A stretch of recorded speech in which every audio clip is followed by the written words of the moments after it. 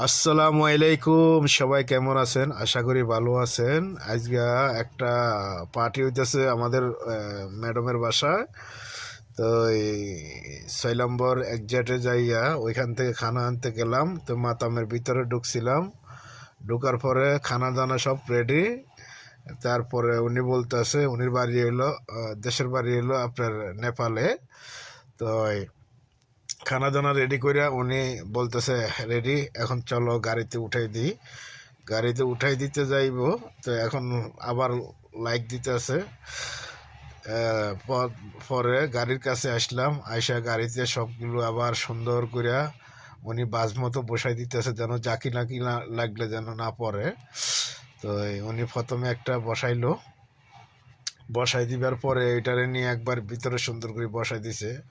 তো ওই বাইকে অসংখ্য ধন্যবাদ এভাবে বসাই দিবার জন্য। পরে আমি চলে আসব। তো আপনাদেরকে দেখাইলাম গাড়িতে উঠানি শেষ, পরে গেট লাগা দিলাম। এরিয়াটা একটু ঘুরে দেখাইতে চেষ্টা করলাম। দেখেন, এটা 6 নম্বর এক্সিট। এখানে কেডা কেডা চিনেন? আবু বক্কর, যদি চিহ্ন থাকেন বলবেন। আবু বক্করে আছি এখন। আবু বক্কর থেকে রওনা দিব। গাড়িতে বসলাম, বসে গাড়ি স্টার্ট দিয়া গাড়ি রওনা দিলাম। এই যে চলে আইছি আমরা এখন আবু বক্কর সাইরা 5 নম্বর এক্সিটে। এখন আমরা 5 নম্বর এক্সিটের থেকে চলে আইছি আমরা একবারে এই